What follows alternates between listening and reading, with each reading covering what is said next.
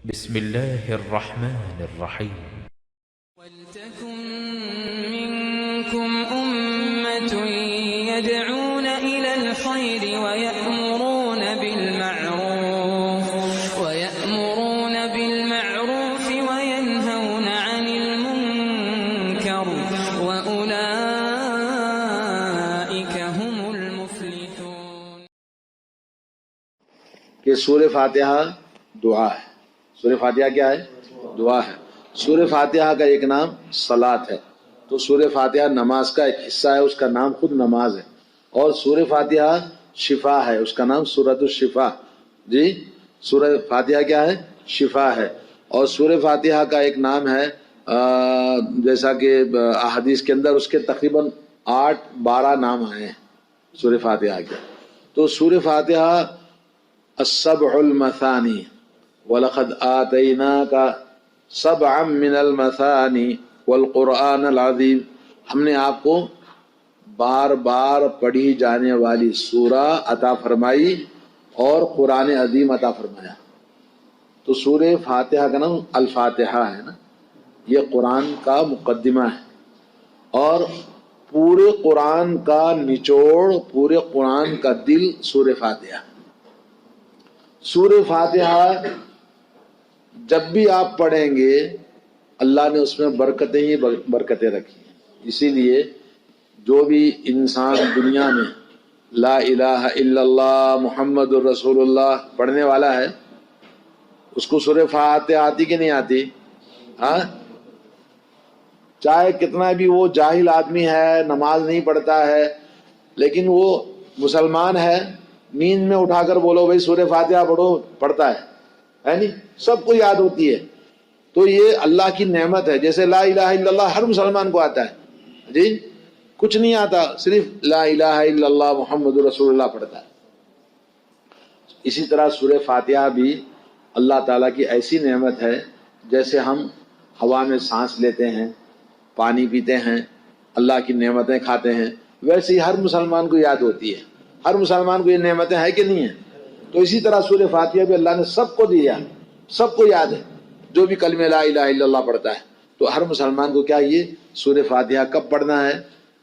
کب پڑھنا ہے؟ اسپیشل نماز میں پڑھنا ہے. جب بھی کوئی بیمار ہوا، جب بھی کوئی تکلیف ہوئی، جب بھی کوئی پریشانی ہے، سورہ فاتحہ پڑھ کے دم کرنا. جی، ایک بار کچھ صحابہ گئے، راستے میں ایک گاؤں میں بھوکے تھے، پیاسے تھے، کھانے کے لیے کھانا مانگا گاؤں والوں سے. بولے بھائی مسافر آدمی ہے، تھوڑا کھانا تو کھانے کے لیے. انہوں نے کہا نہیں تم تو جو ہے وہابی ہیں، چلو یہاں سے، کوئی کھانا نہیں دے گا. ہے جی، بولے تم کو کھانا نہیں دیں گے. چلے گئے، گاؤں کے باہر جا کے پڑاؤ ڈالا، بھوکے بیٹھے ہوئے تھے. رات میں شور شرابہ ہوا، ہنگامہ ہوا. بولے کیا ہوا؟ تو گاؤں کے سردار کو کوئی زہریلا جانور کاٹ لیا. اندھیرا تھا نا اس زمانے میں، کہاں کی لائٹ وائٹ ہوتی تھی، تو زہریلا جانور کاٹ لیا. تو لوگوں نے کہا یار وہ دیندار تھے، داڑھی والے لوگ تھے، وہ تو ہم وہابی بول کے بھگا دیے، ممکن ہے ان میں سے کوئی آدمی جھاڑ پھونک کرنے والا ہوگا. ہاں، تو کچھ لوگ گاؤں کے آئے، بولے بھائی آپ میں سے کوئی آدمی ہے دم دارو کرنے والا، ہمارے سردار کو کوئی چیز کاٹ لیے اندھیرے میں. ایک صحابی بڑے چالاک تھے، بولے کھانا مانگا تو دیا نہیں، اب بولتے دم دارو کرو. تو بولے ہاں ہم دم دارو کرتے ہیں. بولے ٹھیک ہے. بولے ایسا نہیں، فری میں نہیں، شرط ہے. بولے کیا ہے؟ بولے اتنے بکرے دینا، اتنا دودھ دینا، اتنا سامان دینا. بولے بھائی سردار کا مسئلہ ہے، جو مانگو مل جائے گا. بولے چلو. وہ گئے اور اس کے بعد انہوں نے سورہ فاتحہ پڑھ کے دم کر دیا. سورہ فاتحہ پڑھ کے دم کرا تو پورا زہر اتر گیا. جی، اس کے بعد ڈھیر ساری بکریاں، کھانے کا سامان، دودھ سب لے کر آئے. بولے ساتھیوں کے لیے، بولے آپ کھاؤ. کچھ لوگ بولے یار یہ تو حلال ہے کہ نہیں ہے؟ ہم تو نہیں کھائیں گے بھائی، رسول اللہ کو پوچھ کے کھائیں. جو لوگ بھوکے تھے، یار کوئی غلط کام تھوڑی کیا ہے، انہوں نے دیا، ہم بھوکے ہیں کھا سکتے ہیں، کھا لیا. کچھ لوگوں نے کھایا، کچھ لوگوں نے نہیں کھایا. جب واپس آئے رسول اللہ صلی اللہ علیہ وسلم سے کہا کہ ایک واقعہ ایسا ہوا. اچھا کیا پڑھ کے پھونکا؟ بولے سورہ فاتحہ پڑھا. بولے تجھے کیسے معلوم سورہ فاتحہ پڑھ کے تھوکنا چاہیے. بولے ایک مرتبہ آپ نے بتایا تھا کہ سورہ فاتحہ میں اللہ نے شفا رکھی, تو مجھے یاد آ گیا, میں نے پڑھ کے دم کر دیا اور اس کے بعد اس کا زہر ختم ہو گیا. بولے بہت اچھی بات ہے. تو سورہ فاتحہ کس نے سکھائی؟ بولے آپ نے سکھائی. بولے پھر میرا بھی حصہ نکالو. بولے جو لے کر آئے تم اس میں سے میرا بھی حصہ نکالو. تو معلوم ہے کہ وہ حلال ہے کہ حرام ہے؟ حلال تھا, لیکن وہ اس وقت کی بات تھی. آج لوگوں نے دھندا بنا لیا, یہ غلط. آج دم دارو کر کے لینا, ایسا دھندا بنانا درست نہیں ہے. تو یہ واقعہ تھا سورہ فاتحہ. سورہ فاتحہ شفا ہے جی. اب آئیے ایک حدیث سناتا ہوں. امام کے پیچھے سورہ فاتحہ پڑھنا واجب ہے نہیں ہے؟ یہ ایک سوال ہے. اس سلسلے میں ایک حدیث ہے, حضرت عبادہ ابن صامت رضی اللہ تعالیٰ عنہ فرماتے ہیں کہ لعلکم تقرؤون خلف امامکم. رسول اللہ صلی اللہ علیہ وسلم نے ایک بار نماز پڑھائی. نماز پڑھانے کے بعد لوگوں سے پوچھا نماز کے بعد, شاید تم لوگ میرے پیچھے امام کے ساتھ ساتھ قرات پڑھتے ہو؟ تو لوگوں نے کہا قلنا نعم, جی ہاں ہم پڑھتے ہیں آپ کے پیچھے. حظاً یا رسول اللہ, یعنی جیسے جیسے آپ پڑھتے ہو ویسے ویسے ہم آپ کے پیچھے پڑھتے رہتے ہیں. تو آپ نے فرمایا لا تفعلوا, ایسا نہ کرو, الا بفاتحۃ الکتاب, سوائے فاتحۃ الکتاب یعنی سورہ فاتحہ. فإنه لا صلاة لمن لم يقرأ بها. فإنه لا صلاة, اس لیے کہ کسی کی نماز نہیں ہوگی, نماز ہی نہیں ہوگی جب تک کہ سورہ فاتحہ نہیں پڑھیں گے جی. تو یہ حدیث جو یہاں بیان ہوئی ہے یہ ابو داؤد کے اندر ہے, ترمذی کے اندر ہے, اور یہ حدیث بہت ساری حدیث کی کتابوں کے اندر موجود ہے. ابھی جو آپ کو بات بتائی وہ حضرت کیا نام اس کا, عبادہ بن صامت کی حدیث ہے جو ابو داؤد اور ترمذی کے اندر آئی ہے. اور ایک حدیث ہے محمد ابن ابی شیبہ کی جو حضرت عائشہ سے بیان کرتے ہیں. ایک آدمی جو نبی علیہ الصلوۃ والسلام سے اس حدیث کو بیان کرتا ہے, رسول اللہ صلی اللہ علیہ وسلم نے فرمایا لعلکم تقرؤون والامام یقرؤ, تم امام کے پیچھے قرات کرتے ہو اور امام بھی پڑھتا ہے تم بھی پڑھتے ہو. لوگوں نے کہا انا لنفعل, ہم ایسا ہی کرتے ہیں. آپ نے فرمایا قال لا, ایسا مت کرو, الا ان یقرأ احدکم بفاتحۃ الکتاب, تم میں سے امام کے پیچھے جو کھڑا ہوگا وہ صرف سورہ فاتحہ پڑھے. یہ حدیث ہے. اب بات سمجھ میں آ گئی آپ کو؟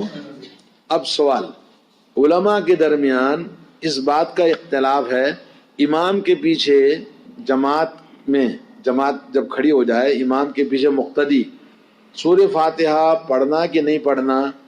3 اقوال ہیں. کتنے ہیں؟ 3. نمبر 1 بولے پڑھنا لازم ہے, واجب ہے, بغیر سورہ فاتحہ کی نماز نہیں ہوتی. ایک لوگوں نے کہا جی امام کے پیچھے کھڑے ہیں تو فاتحہ پڑھنا ہی نہیں چاہیے. دوسری بات, دوسرے کچھ علماء نے کیا کہا, امام کے پیچھے کھڑے ہوں تو سورہ فاتحہ پڑھنا ہی نہیں, کیونکہ امام کی ذمہ داری امام پڑھے گا, کافی ہے. تیسری بات یہ ہے, لوگوں نے کہا امام جب قرات کرتا ہے تو نہیں پڑھیں گے, جیسے مغرب عشاء اور فجر میں, لیکن مغرب کی 1 رکعت تیسری رکعت میں اور عشاء کی آخری 2 رکعتوں میں, تو امام جس میں قرات نہیں کرتا ہے, جیسے ظہر کی نماز ہے, عصر کی نماز ہے, عشاء کی آخری 2 رکعت ہے, مغرب کی 1 آخری رکعت ہے, اس میں امام قرات نہیں کرتا ہے تو اس میں پڑھنا چاہیے. یہ تیسرا قول ہے. اور جس میں امام قرات کرتے ہیں اس میں قرات نہیں کریں گے, یہ تیسرا قول ہے. لیکن اس سلسلے میں علماء نے, جیسا کہ سعودی عرب کے اندر آپ نے نام سنا ہوگا, شیخ عبدالعزیز بن عبداللہ بن باز رحمہ اللہ, ایک بہت بڑے مفتی اور بہت بڑے عالم, بہت بڑے امام گزرے ہیں. وہ کہتے ہیں کہ سورہ فاتحہ فرض ہے. سورہ فاتحہ کیا ہے؟ فرض ہے. اور لوگوں میں یہ جو 3 باتیں آپ کو بتائی وہی 3 باتیں بتائی, لیکن سب سے راجح قول, سب سے افضل قول یہ ہے کہ سورہ فاتحہ ہر حال میں پڑھنا, چاہے امام قرات کرتا ہو چاہے امام قرات نہ کرتا ہو, یہی سب سے افضل ہے. کیوں؟ اس لیے کہ سب سے بڑی چیز دعا ہے. اس سے یہ بھی معلوم ہوا کہ دعا ہر آدمی اپنی اپنی الگ کرنا ہے، دعا اپنی اپنی الگ کرنا ہے. جیسے ہمارے ملکوں میں جو مسجدوں میں اکٹھا امام صاحب دعا کرتے ہیں، لوگ پیچھے آمین کرتے ہیں، یہ غلط ہے. کیوں؟ اس لیے کہ دعا ہر ایک کا اپنا اپنا دل ہے، اپنی اپنی ضرورت ہے، اپنی اپنی زندگی ہے، اپنے اپنے دل کا دکھ پریشانی. اور میرا جو تعلق ہے دل اللہ تعالیٰ سے، وہ میرے اور اللہ کے بیچ میں اجتماعی طور پر عبادت کی سلام پھیر دیا، عبادت ختم ہو گئی. اب اس کے بعد انڈیویجلی یعنی پرسنل الگ الگ عبادت کرنا ہے. تو اسی طرح دعا ایک عبادت ہے. دعا کیا ہے؟ ایک عبادت ہے. اس عبادت کو اپنے اپنے طور پر لوگ اللہ سے مانگنا ہے. یہ ہے نماز کا سورہ فاتحہ کا حکم.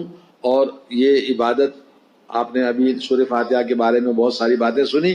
تو اس طرح سے ہمیں چاہیے کہ ہم اپنی عبادتوں کو درست کریں، صحیح نماز پڑھیں، پابندی سے پڑھیں، دل سے من سے پڑھیں، اور کثرت سے اللہ سے دعا مانگنا ہے. اللہ سے دعا مانگنا اللہ تعالی ہم سب کے گناہوں کو معاف فرمائے اور صحیح عبادت کرنے کی اللہ تعالی ہمیں توفیق عطا فرمائے. اللہ تعالی ہم سب کو صراط المستقیم پر چلائے. اہدنا الصراط المستقیم صراط الذین انعمت علیہم غیر المغضوب علیہم ولا الضالین. آمین آمین.